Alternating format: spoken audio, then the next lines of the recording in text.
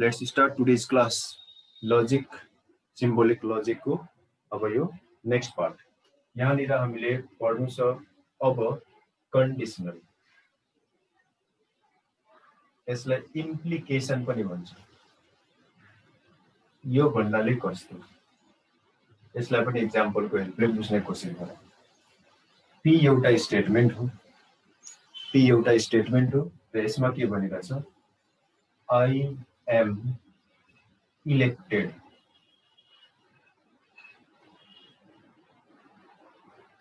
Elected. Q.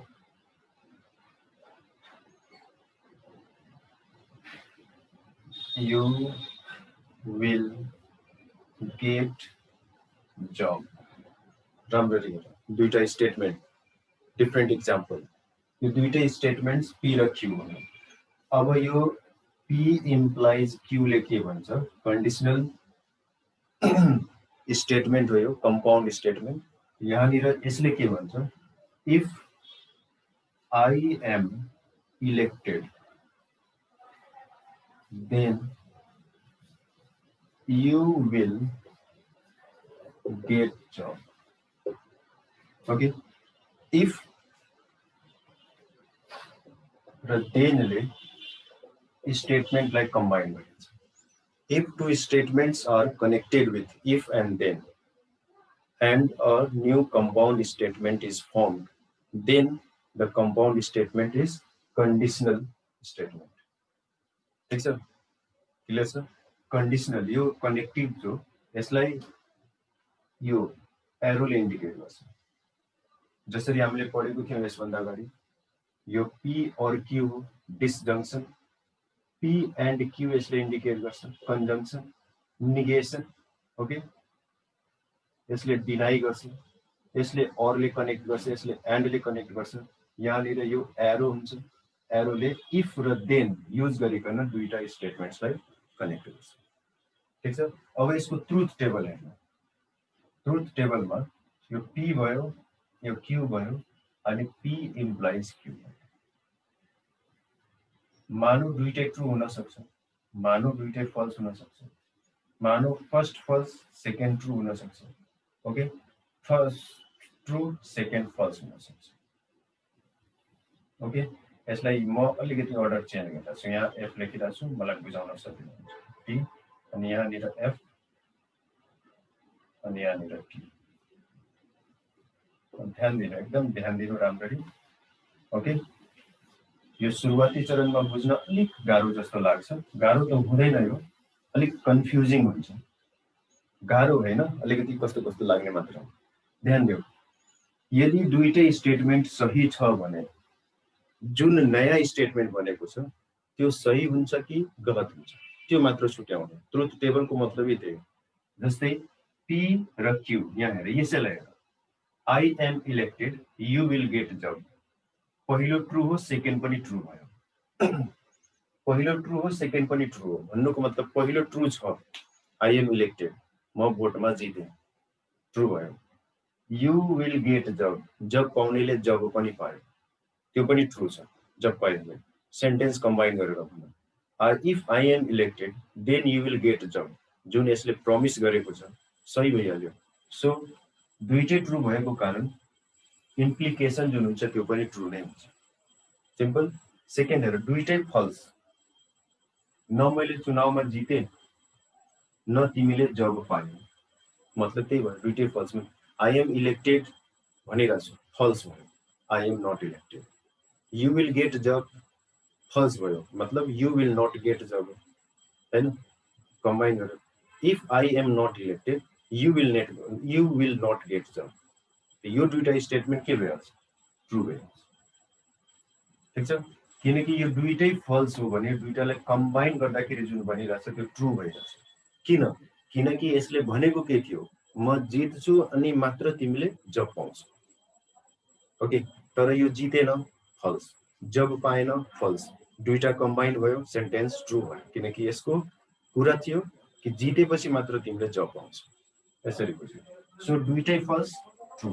यो जुन rule हो यो हरेक इम्प्लिकेसनमा काम लाग्छ.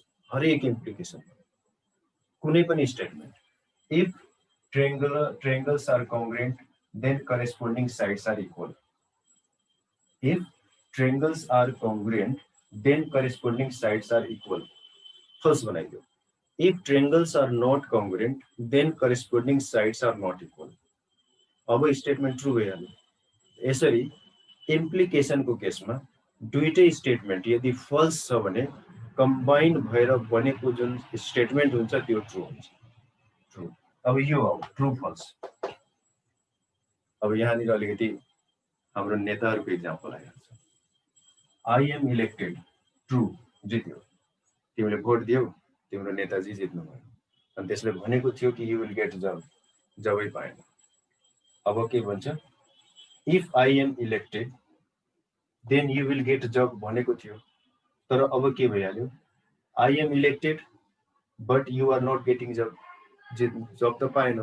अब जुन स्टेटमेन्ट छ उसले भनेको if I am elected then you will get job false भयो कि भएन? किनकि जब पाएकै छैन.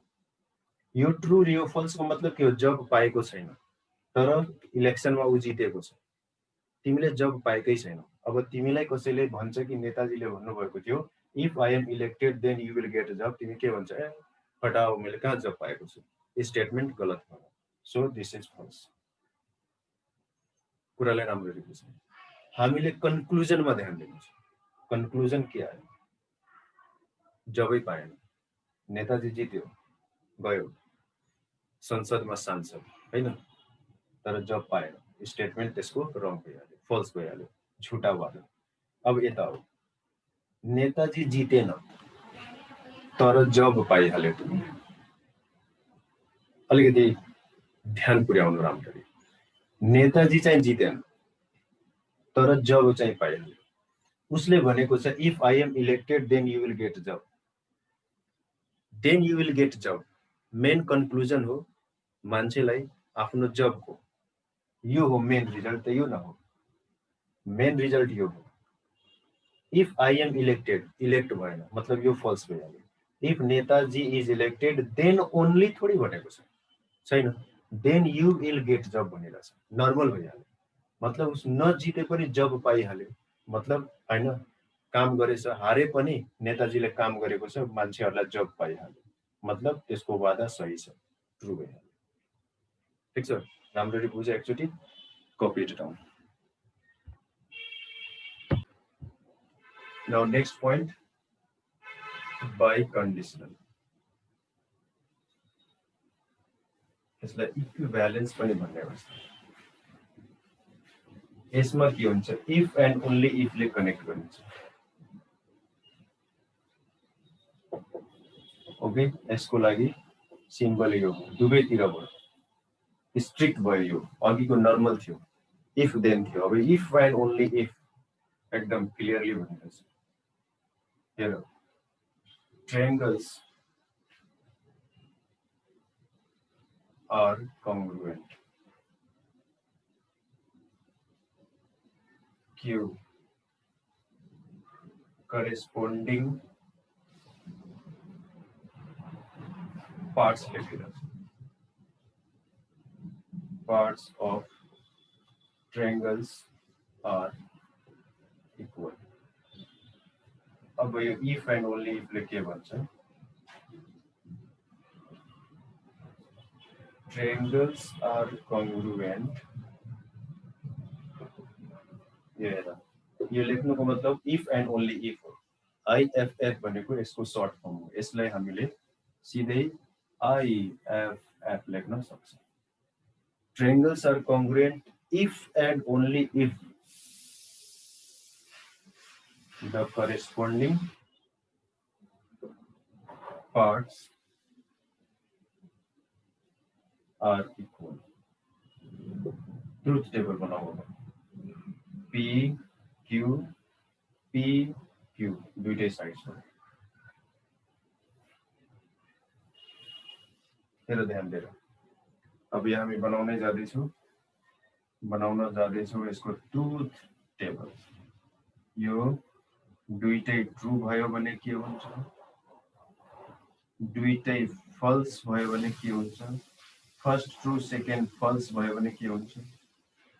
ओके, अनि हटेन हटेन हटेन यसलाई यहाँ अलिकति बनाइदिउँ यो अलिकति यहाँ तान्दिउँ है यो पी यो Q if and only if यहाँ हेर्नु यो एफटी भागिदियो एफटी लेखेर बुझ्नु राम्ररी यो पछि गरौँला पहिला ट्रु ट्रु हेरौँ यो दुईटै ट्रु छ यो स्टेटमेन्ट ट्रु छ राइट सिम्पल दुईटै फल्स छ ट्रायंगल्स कङ्ग्रुएन्ट छैन करेस्पोन्डिङ साइड्स इक्वल छैन हामीले यदि भन्छौँ triangles are congruent if and only if the corresponding parts are equal दुईटैलाई फल्स गरेर triangles are not congruent if and only if the corresponding parts are not equal दुईटैमा not लागेर जुन नयाँ बन्छ त्यो पनि ट्रु हुन्छ अब यो त फल्स हुनै पर्यो किनकि इफ एन्ड ओन्ली इफ भनेर छ इफ एन्ड ओन्ली इफ भनेर छ यहाँ ट्रु फल्स मतलब फर्स्ट ट्रु छ अब हामीले के भन्छौँ triangles are congruent if and only if corresponding parts are not equal false false भन्नुको मतलब के हो जुन स्टेटमेन्ट छ त्यसलाई गलत बनाइदियो नट लगाइदियो त्यसमा सेकेन्ड फल्स मतलब यसलाई फल्स बनाऊ यसलाई नट लगाइदियो corresponding parts of triangles are not equal भनौँ अनि हेर के भयो triangles are congruent if and only if the corresponding parts of triangles are not equal. Okay, parts of triangles are अब भन्दाखेरि not equal भन्ने किनकि false छ त false नै हुन्छ त्यो स्टेटमेन्ट थोरै सही हुन्छ चान्सै छैन अब हेर फर्स्ट false सेकेन्ड ट्रु यसलाई false बनाऊ triangles are not congruent if and only if the corresponding parts of triangles are equal.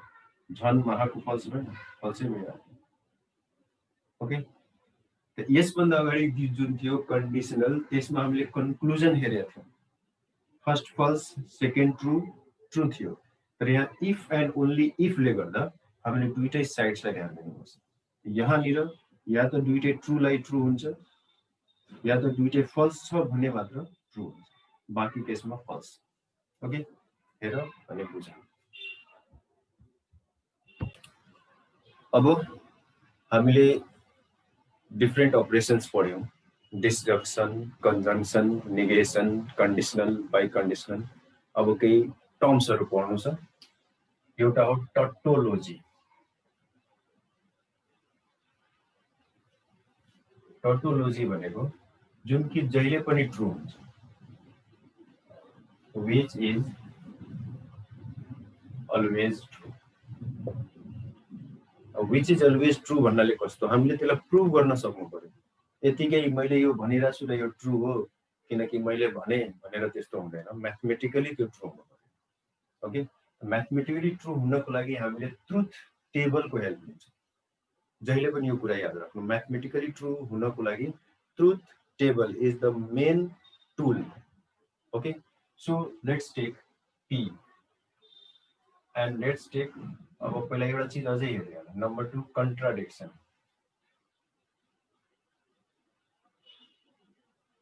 Contradiction which is always false okay अब यसको एक्जाम्पल हेर्नु मैले पी लिए अनि त्यसपछि नट पी लिए ध्यान दिनु पी र नट पी अब यो पी र नट पीमा अब पी त जे पनि हुन सक्छ कुनै पनि स्टेटमेन्ट हुन सक्छ Ram is a boy Sita is a girl Alok is a handsome boy हैन काजल इज ब्युटिफुल गर्ल जे पनि हुन सक्छ नि okay Aastha is a short girl हुन सक्छ Arjun Gupta is very nice जे पनि हुन सक्छ हैन अरु अरु रिसाइरहला फेरि Arushi Suman is very nice girl अरु कसको नाम भन्नु Kalpana Yadav is very beautiful जे पनि हुन सक्छ तर यो स्टेटमेन्ट सही हो कि गलत हो त्यसको ग्यारेन्टी थोरै छ ग्यारेन्टी त छैन Alok is very talented guarantee थोरै छ ट्यालेन्टेड छ कि छैन ट्रुथ टेबलको हेल्पले अब हेर्नु पर्यो कि कन्डिसन के हुन सक्छ जस्तै पी कुनै स्टेटमेन्ट होला या त त्यो गलत हुन्छ या त त्यो सही हुन्छ त मानौ कि यो ट्रु छ जेसुकै होस् त्यो ट्रु छ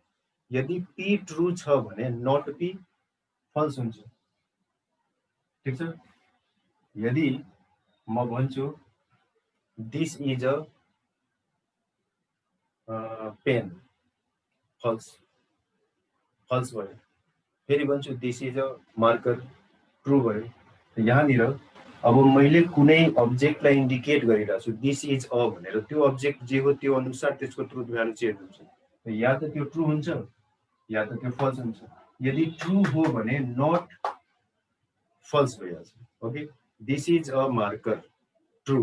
अब भन्छु this is not a marker, false, false. अब by the way first false पनि त हुन सक्छ।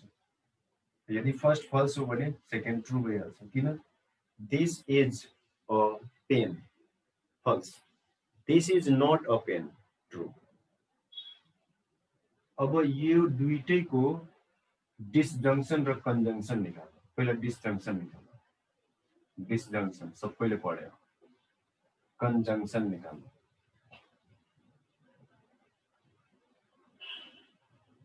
ओके, डिसजंक्सन हामीले पढेका छौँ, अरले कनेक्ट गर्छ, अरले दिस और दिस। हामीले अरको बारेमा के पढेका थियौँ? अरको बारेमा पढेका थियौँ कि दुईटै फल्स छ भने फल्स हुन्छ, बाँकी सबै केसमा ट्रु हुन्छ। यानी ट्रु और फल्स ट्रु। अब ज्यादा सोच्ने नै हैन। सुरुवाती चरणमा हामीले एक्जाम्पलको हेल्प लिएर बुझिहाल्यौँ र त्यो रुल बनिहाल्यो। रुल बनिहाल्यो कि यो जुन डिसजंक्सन हो यो एउटा केसमा मात्र फल्स हुन्छ, दुईटै फल्स भयो। ट्रु और ट्रु, ट्रु, ट्रु और फल्स, ट्रु, फल्स और ट्रु, ट्रु, फल्स और फल्स, ओन्ली फल्स। क्लियर? अब यो यसको बारेमा के पढेको थियौँ? एन्डको बारेमा।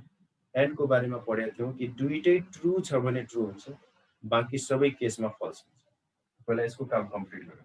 फल्स और ट्रु, ट्रु। अब यो हेर, यो क्यू लेखेर मिस्टेक गरे। यो क्यू यसलाई लेख्न खोजेको मैले, नट पी अनि यहाँनिर नट पी। ओके, यो क्यू मानेको थिएँ मैले। किन क्यू लेख्नु? फेरि यहाँ क्यू इक्वल टु गर्नुपर्छ र सिम्पली नट पी। यो फर्स्ट एन्ड सेकेन्ड, दिस और दिस ट्रु, दिस और दिस ट्रु। अब एन्डमा हो, ट्रु एन्ड फल्स कम्बाइन गरेपछि फल्स भइहाल्छ, फल्स एन्ड ट्रु कम्बाइन गरेपछि फल्स हुन्छ। यहाँनिर हामीले के लेख्न सक्छौँ? So P or not P is tautology. ठीक छ, किनकि अलवेज ट्रु छ। P and not P is contradiction. किन? किनकि अलवेज फल्स। यही कुरा हो। हरेक केसमा ट्रु भयो भने टोटोलोजी, हरेक केसमा फल्स भयो भने कन्ट्राडिक्सन। टोटोलोजी र कन्ट्राडिक्सनको एक्जाम्पल हेरिहाल। Have a look. अब यसपछिको अर्को point, converse, inverse and contrapositive. Converse, inverse and contrapositive. यो तीनटै रिलेटेड टु इम्प्लिकेसन, इम्प्लिकेसन माथि गरिने अपरेसन्सहरु। ओके, यहाँनिर बुझ्नु के पर्यो? नम्बर 1 मा converse of if P then Q is उल्टाइदो, if Q then। कन्भर्स मतलब उल्टाइदो। Second, inverse of if P then Q is दुईटैमा नट लगाइदिनु। थर्ड, कन्ट्रापोजिटिभ of दुईटैलाई उल्टाएर नट लगाऊ। यही बुझ्नु पर्ने यति नै। यो यो यो कुनै दुईवटा स्टेटमेन्ट दिन्छ र त्यो स्टेटमेन्टको इम्प्लिकेसनमा हामीले कन्ट्राडिक्सन भनेका छौँ। कन्ट्रापोजिटिभ, इन्भर्स र कन्भर्स निकाल्नु पर्यो भने यही स्टेटमेन्टको हेल्प लिनु। ओके, जस्तै भन्यो triangles are congruent, parts are equal. If triangles are congruent, then corresponding parts are equal. उल्टाएर भन्नु. If corresponding parts are equal, then triangles are congruent. त्यही हो. यसको यो कन्भर्स भयो. अब if triangles are not congruent, then corresponding parts are not equal. त्यसको inverse भयो. उल्टाएर भन्नु. If corresponding parts are not equal, then triangles are not congruent. यो contrapositive हो. Simple.